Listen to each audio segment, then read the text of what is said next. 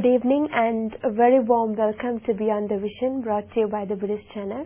And today we are right here to discuss about one very interesting topic where we started to discuss about Trilakkana, or the three characteristics of Buddhism. And last week we've discussed about dukkha, and this week as well we thought of discussing about the same topic, dukkha, because it's not an easy topic to just complete talking within 1 hour. So we've thought to carry out the same topic for this week as well. So we've been talking about dukkha and about the causes of dukkha, what gives rise to dukkha, and today we'll be talking more about what dukkha is and how we can basically eradicate dukkha and take this wonderful step to the eternal path, nirvana. So my most veneration goes to Dr. Venerable Mirisse Dhammika Thero and Mr. Raja Kuruppu. A very good evening to you, sir. So talking about dukkha, we've discussed about what dukkha is, the causes, different causes as I mentioned earlier. So talking about dukkha today, we will be focusing on the different types of dukkha and how to eradicate dukkha and how we can really get rid of dukkha or suffering, the unsatisfactory nature of life. So I would like to ask you, Venerable Sir, there are three different types of dukkha: the ordinary dukkha, the viparinama dukkha, and the sankhara dukkha, when we take dukkha into consideration. So, if you would like to give us an explanation about what this ordinary dukkha is, going into details of dukkha this time. Yes, Dr. Buddhima, people used to categorize into three ways of this unsatisfactory nature of lives. Sanskara dukkha, viparinama dukkha, and dukkha, like this. But anyway, we would like to talk about first, dukkha as ordinary dukkha. According to the Buddha's noble teachings, which come in sutras, dukkha means, or ordinary dukkha means, what people are having kind of, unhappy feelings of nature of life. That means, birth is suffering, and old age is suffering, sicknesses are suffering, and death is suffering. Also, departing from loved ones, associating with unfriendly people, not getting what we want, everything is suffering. And then, Dr. Buddhima, ordinary people can't realize why people are going to explain these things as dukkha, or unsatisfactory nature of lives. I have explained few times, even on this discussion, even when I visit hospitals, even young persons who are in my half of age used to ask, Venerable Sir, why we came into this world to suffer like this? We couldn't understand how life is. Right now we understand, we realize the real nature of this lifestyle. When we go to school, actually we had lots of play time. Also we had lots of contact with our friends.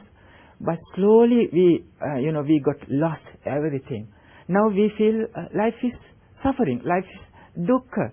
What's the purpose of having this kind of nature? Why we came into this world to follow like this? People, even young people, used to ask us.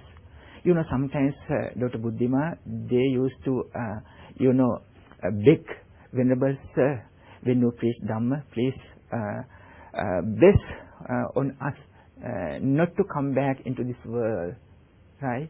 By saying like this, and then what they are going to say to this world, that means whole world or life is dukkha. And then it's easy to understand what's ordinary dukkha, yes. Right? See, the infant the baby is in mother's womb. Of course, mother is not going to complain. I am having lots of dukkha and things. There are lots of pains and sorrow. Of course, they are going to say to a doctor, but it's not kind of dukkha what they absorbed. They think it's my happiness. I'm waiting. I'm expecting for my baby, though I'm having lots of pains and sorrows. Anyway, it's a painful nature for mother and the baby as well, right? When mother delivers a baby, sometimes mother dies. It's a very painful situation for the people, those who are living on this earth. Even some babies are suffering a lot, while mother is delivering. Anyway, after someone came to this world, if they had any kind of very happy place or environment, automatically they are going to suffer. Say someone is going to live at a bus stop or under a tree. See, just they are begging and then working for food and things all the time. They are suffering a lot. At the same time, see, if someone came to this world as a disabled person or mentally retarded person, see how much they are going to suffer, how much their parents are going to suffer. Everybody is in dukkha, right? See, so at the same time, when we get sick, how much we are going to have kind of pains and sorrow. Thousands and millions and billions of patients are suffering all over the world, right? When we follow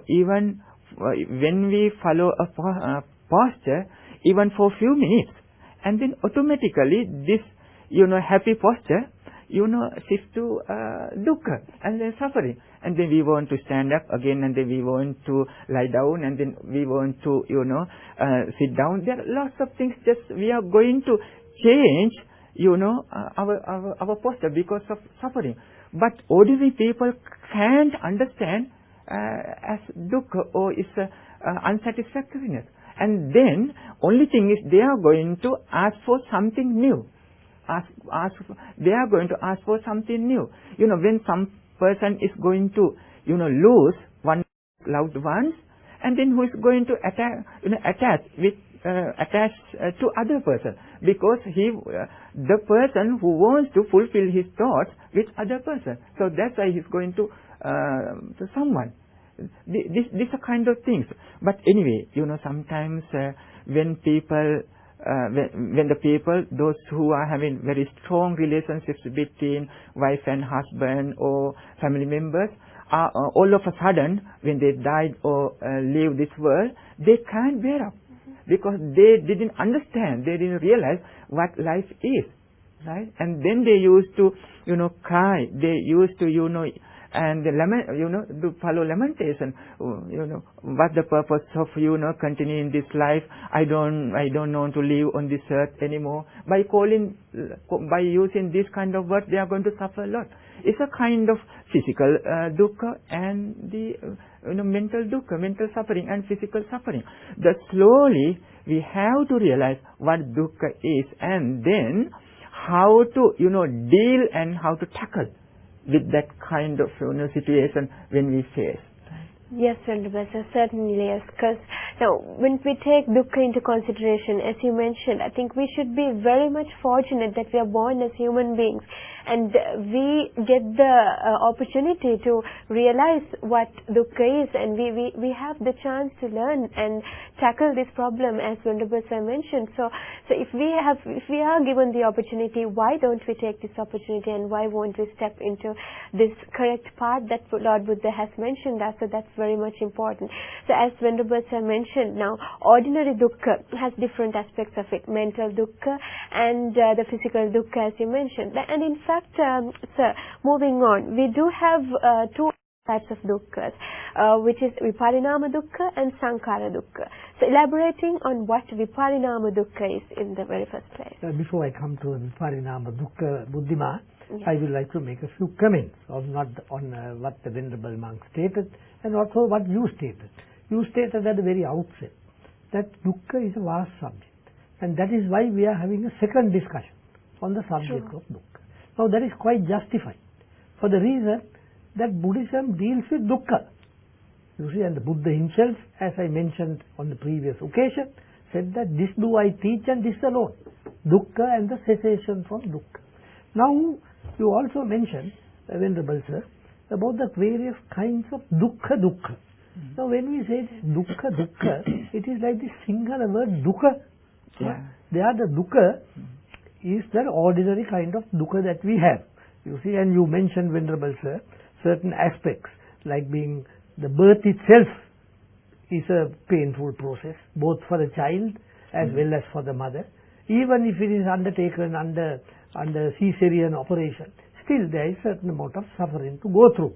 And even in the preparation for the delivery, there is certain difficulties one has to undergo. Then you also mentioned about hospitals, that you visit hospitals and see you witness dukkha there.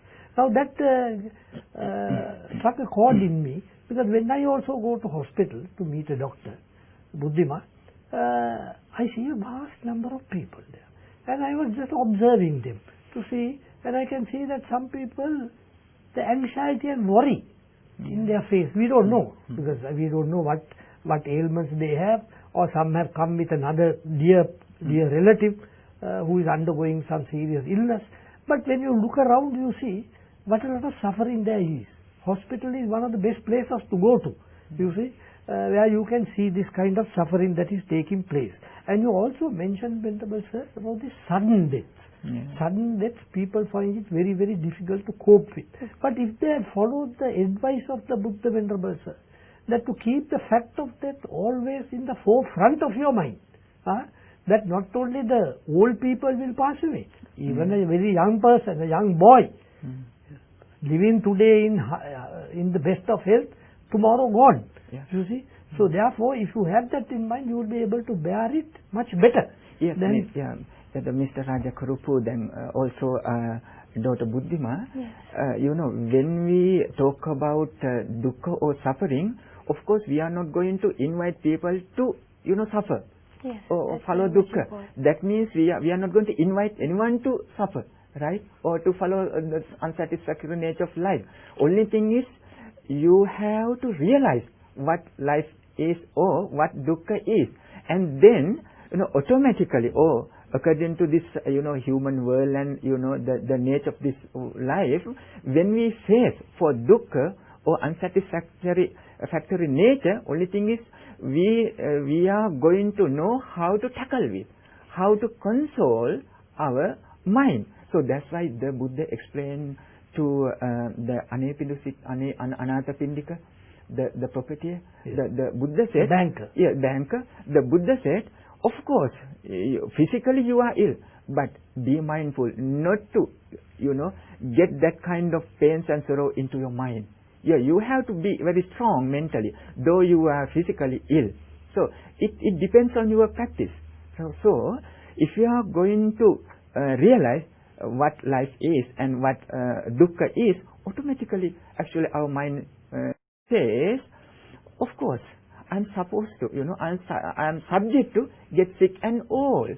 Of course, I have to have kind of precautions and things. I have to prevent, things from illnesses but still, I have to know how to manage my mind without having any kind of worries and pains.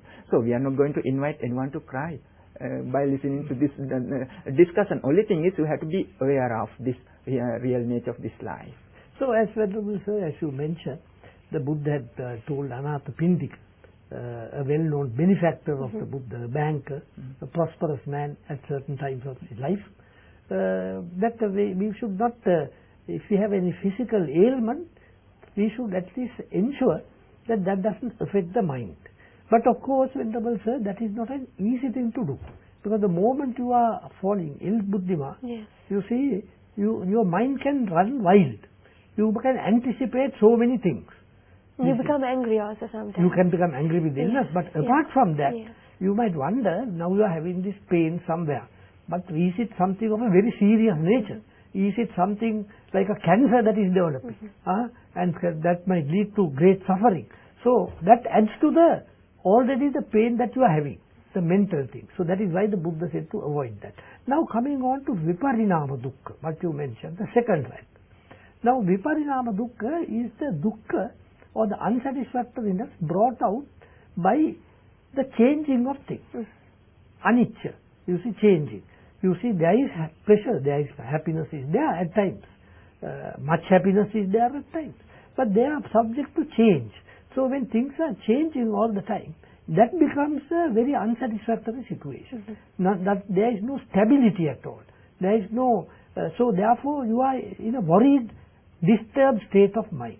So this is the dukkha that is caused by the inevitability of change or anicca, as the Buddha described it.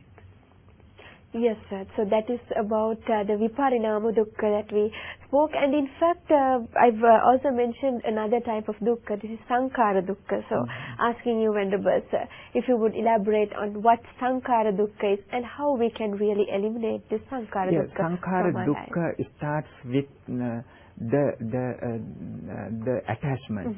You know, at the very beginning of this life, we are going to attach to our own. This is my life. This is my body. The sankhara dukkha starts with that. Right? We are having an attachment to my own. You know, as an infant who is hungry and thirsty, who is going to cry, or who used to cry, and then who is disturbing mother, because who feels hunger and thirst. So that's why who is crying and disturbing his or her mother. It's a first attachment towards oneself, right? Sankhara dukkha starts with.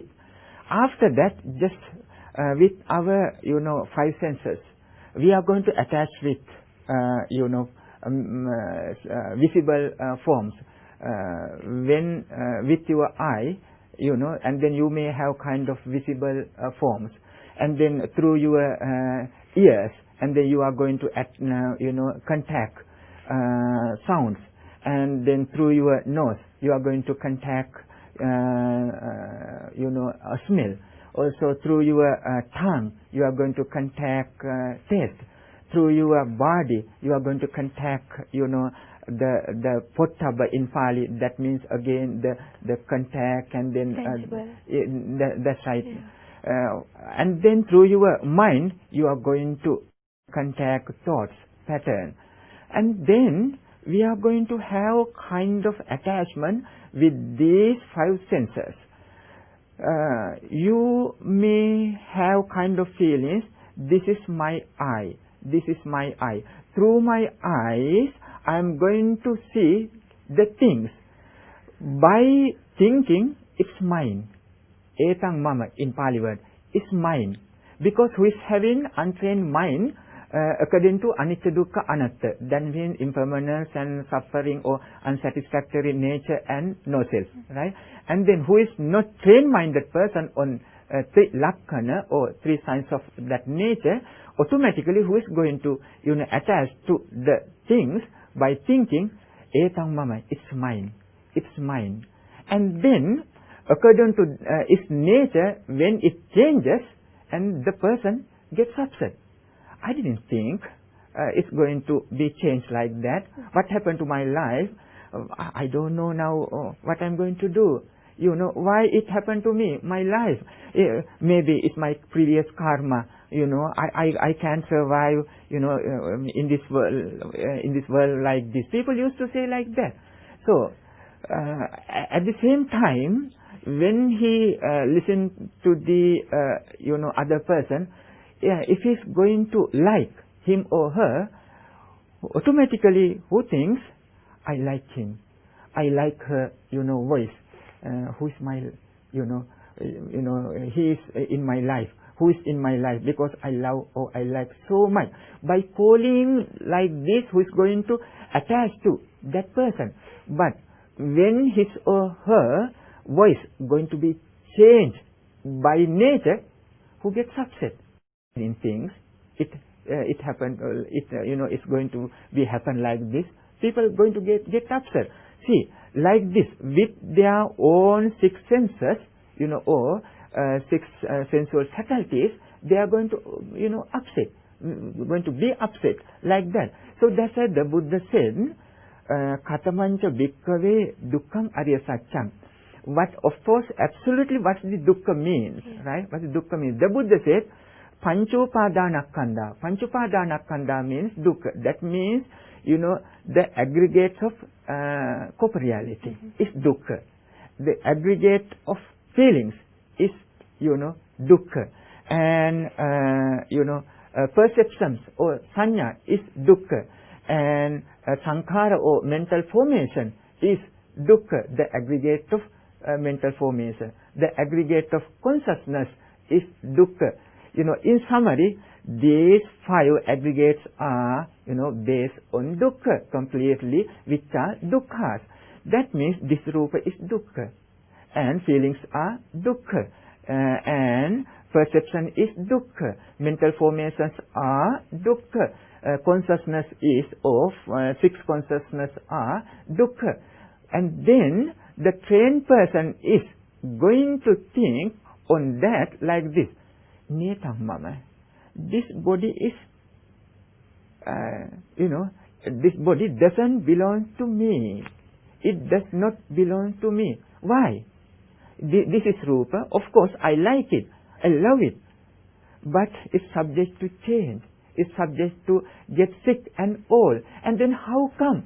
Absolutely, I am going to, claim this is my body. It should be. It must be. I can't claim like that.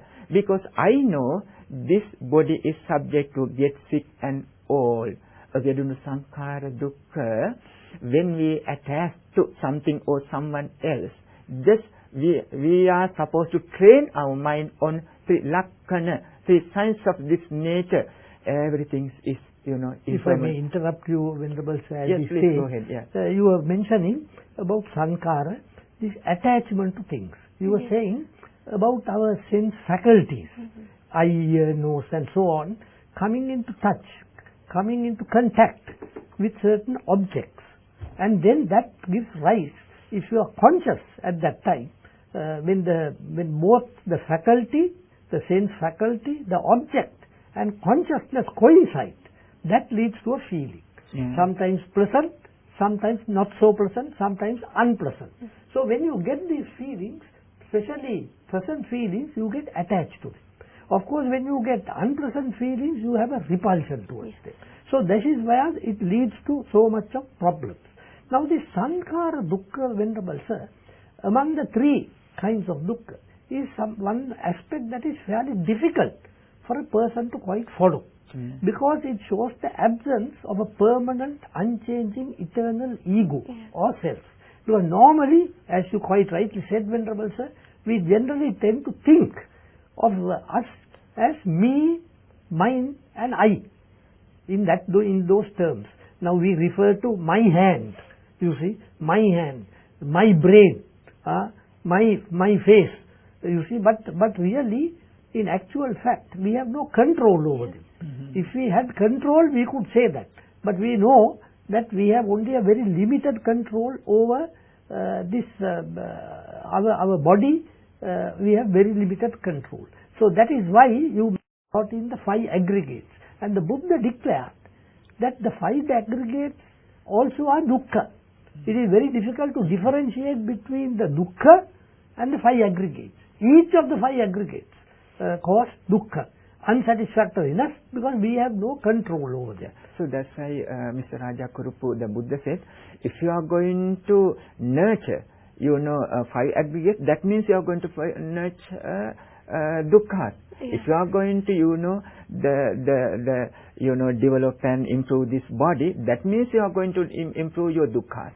Right? So that is the indisciplined mind, buddhima. That is the indisciplined mind which will go on proliferating these things. But on the other hand, the disciplined mind is aware that these things don't belong to me. You see, therefore I have no this thing, so there is no attachment to them.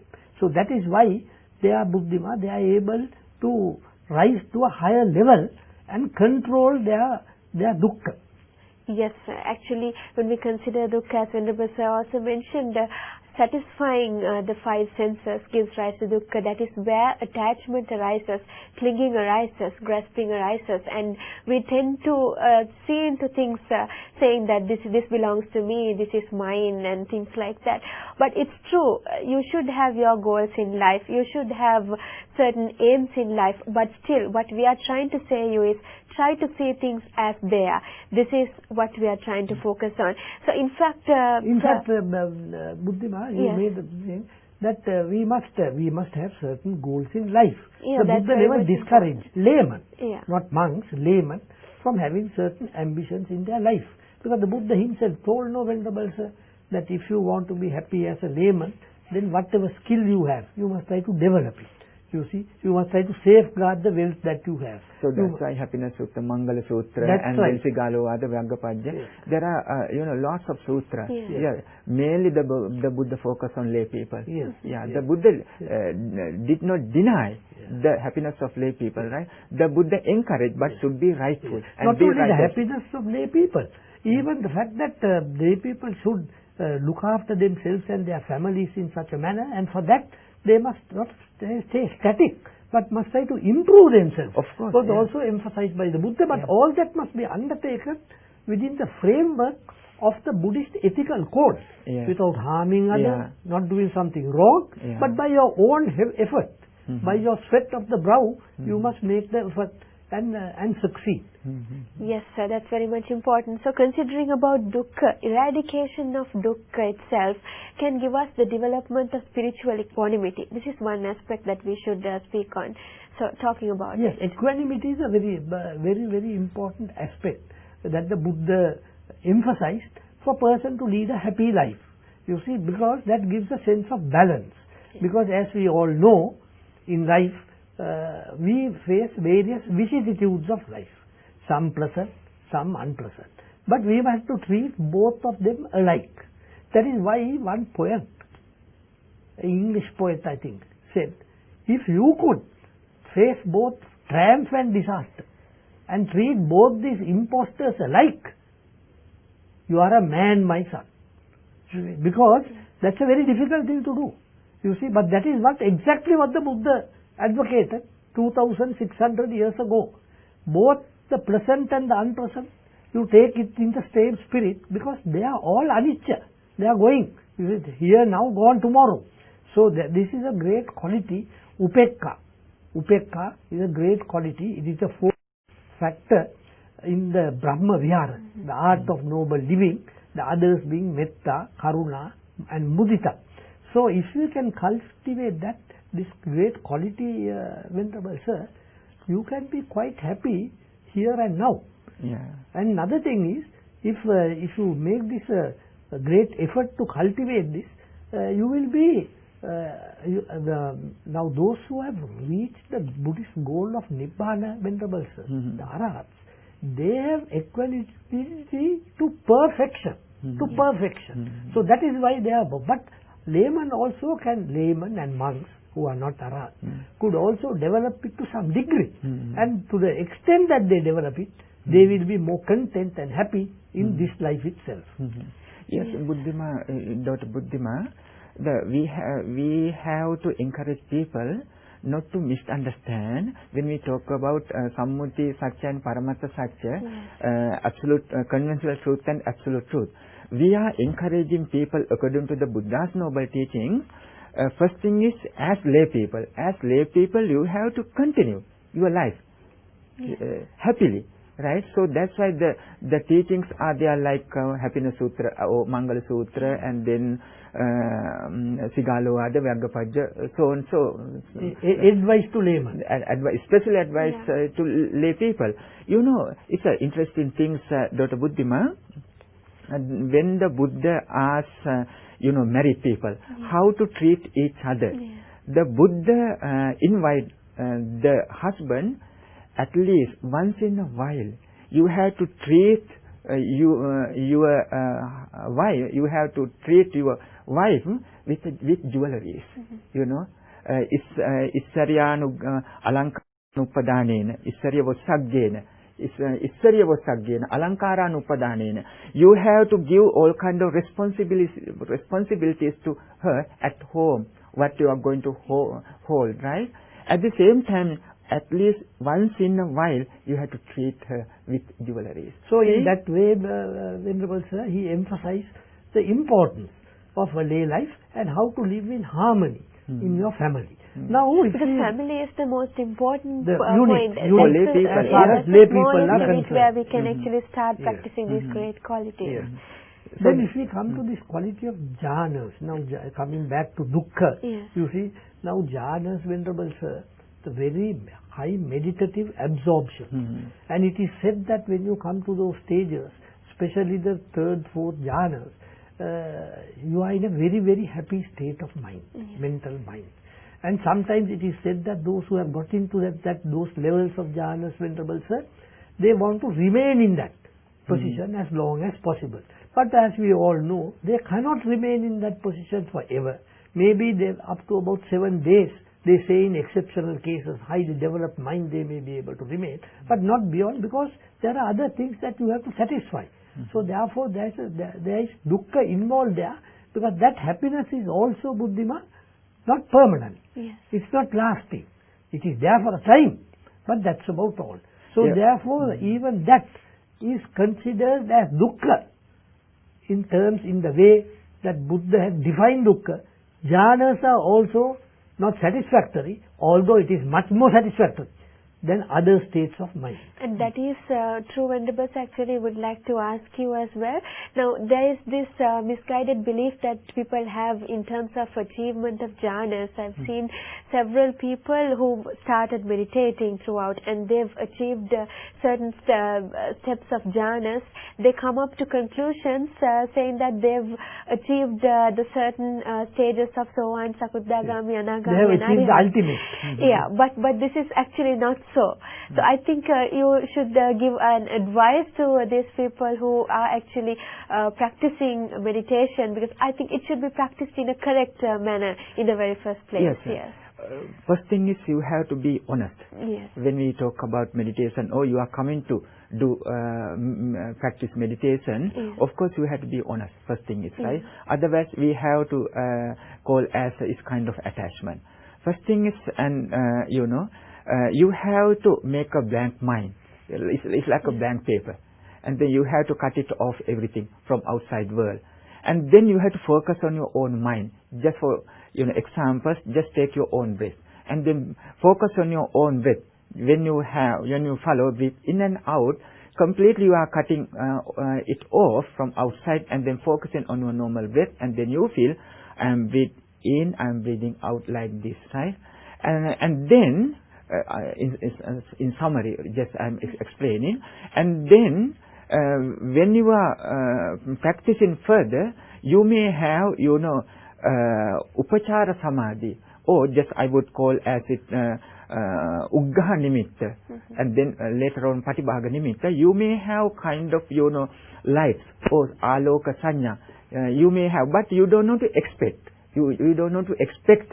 But only thing is it comes into your mind automatically, because of your mind is so free, completely free.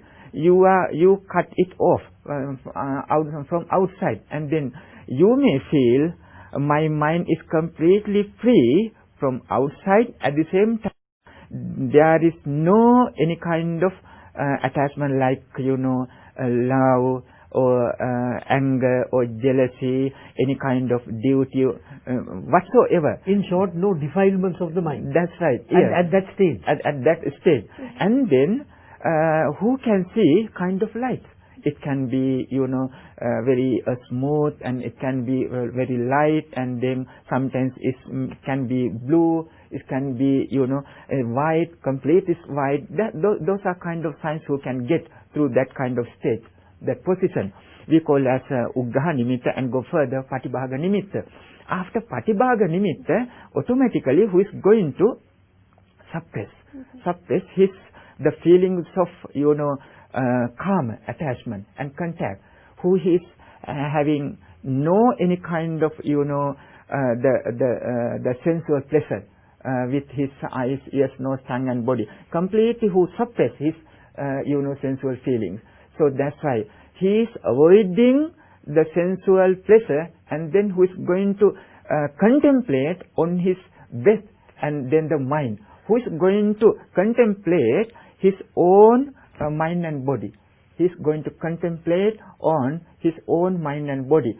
What is my mind? What is happening with my thoughts? Which is anicca, dukkha and anatta. Just I am leading just towards, vipassana.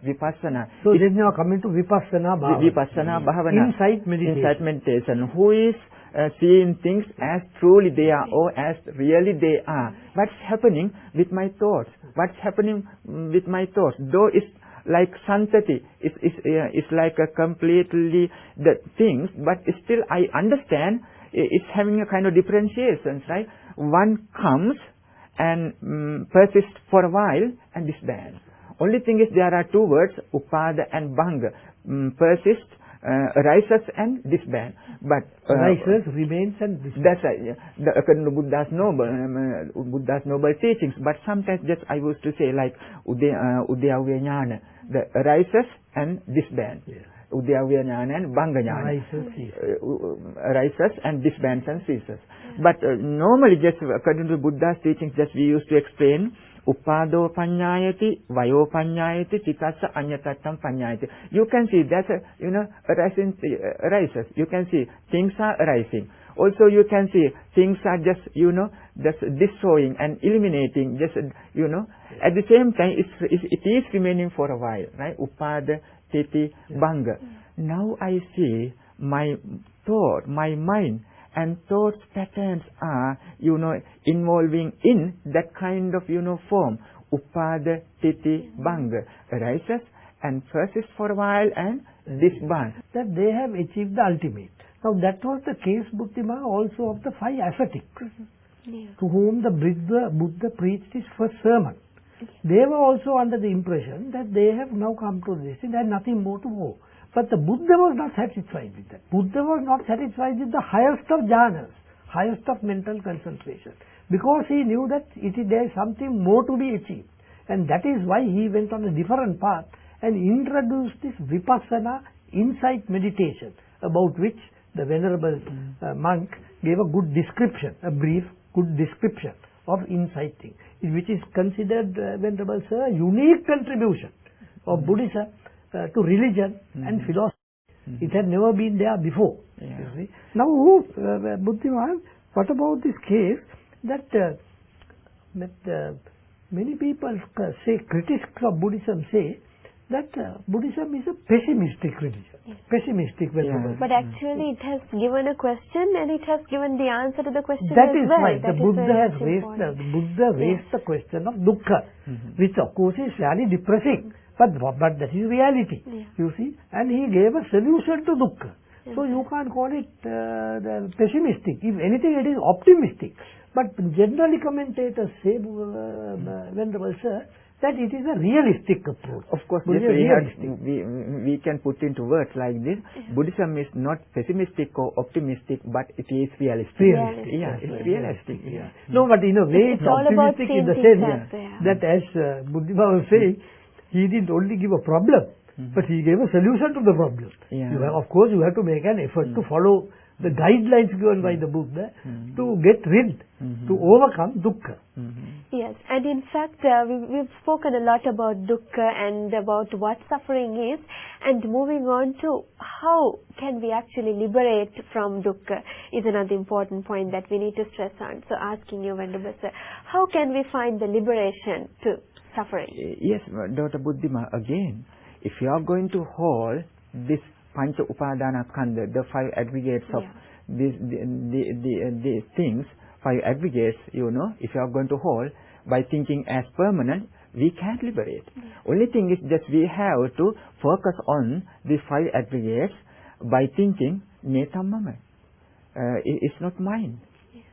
This does not belong to me. Though I am going to call, this is mine, it's my body. He is my father, she is mother, he's my wife or husband, so on. But still, just absolutely, we have to we have to train our mind, our best to understand from our feet to, head, top of the head. We have to just look very carefully.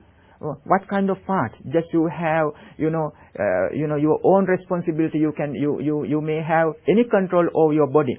Do you have any part of your body you may have, very strong control over? Of course, you don't have, right? Even your, hair on your head, you don't have a permanent, control over your body, right? It doesn't matter how many, how much or how many times you are going to clean your body. How many times you are going to brush your teeth up per day, but still you don't have a control. You may, treat your body, but still we are innocent and we become helpless, right? So therefore, slowly, according to insight meditation as well, we have to realize, this whole body, the 5 aggregates are, it is not belongs to me. Only thing is, conventionally, I have to hold and treat well, and then I have to continue my life. Why? Because I have to live happily, right? I have to, do my duties. Also, if you want to liberate, from this sansaric journey, of course, I have to continue my life happily. So that's why the Buddha said, Kippa Danda. Even when we, work towards Nibbana, some people could work hard. Some people, could work very easier. There are few paths and ways. Only thing is, I have to continue my life happily and easily. It should be comfortable. And then continue your work conventionally. This is my body. They are my loved ones. They are in my family. Of course, you are supposed to treat them well. But remember, keep thoughts in your mind. Transient are all component things, including your own body. It doesn't matter how much you love by calling, my darling, you are my in life. Like the Buddha said, when we contact the things, relink, when we talk about relinking, upadana, the Buddha said some people are going to think that mental and physical formations are in my life, or which is self, people used to say, right? At the same time, the people used to say, without that person, without those things, I can't survive, because it's myself. I is in the self. Also, self is within the, concept of I. People are used to think like that. You are in my life. I am in your life, right? These are kind of things. And then slowly you have to you need to, realize even my one, even single part of my body is not belongs to me. Conventionally it's mine, but absolutely I have no control over that when it gets old and sick. So, what the purpose of holding things by calling, which is mine or it's mine? And then, if you are going to realize everything is impermanent, transient are all component things, and then slowly you are going to, realize, oh, this body is, created by 5 aggregates or rupa or 4 kind of elements, and then which is under lakkana, anicca, dukkha, anatta, and then you can make your mind, and that means you are going to liberate. This is not an easy thing to do. Perhaps, Venerable Sir, the renunciation may be a little easier, gradually to give up things. Let go rather than get attached. But the feeling of a self is the thing that tends to persist. And even during the time of the Buddha, there were monks who developed to a very high level, but they still found that deep within themselves there was a bit of conceit that had remained, you see. So to get that out was not an easy task. But by following the teachings of the Buddha, we should be able to overcome that position, buddhima. Then also it is said, buddhima, that to be always mindful of the fact of dukkha. Yes. Dukkha anupassana. That's also another Dukkha anupassana. Yes. Mindfulness of dukkha. Just having a theoretical knowledge, Venerable Sir, of dukkha will be of not much use. You have to put it into practice. Whenever that you must look at everything, what you hear, what you see, in terms of dukkha, that they are unsatisfactory. They may appear to be very attractive and nice, but you know that they are subject to change. A beautiful object after a long period of time might turn to be a very ugly object, and that will be true buddhima even of individuals.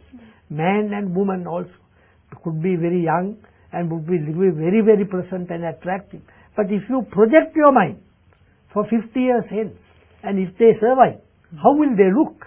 You see, then you will get this idea of dukkha into your mind. So you must be mindful of dukkha at all times as far as possible.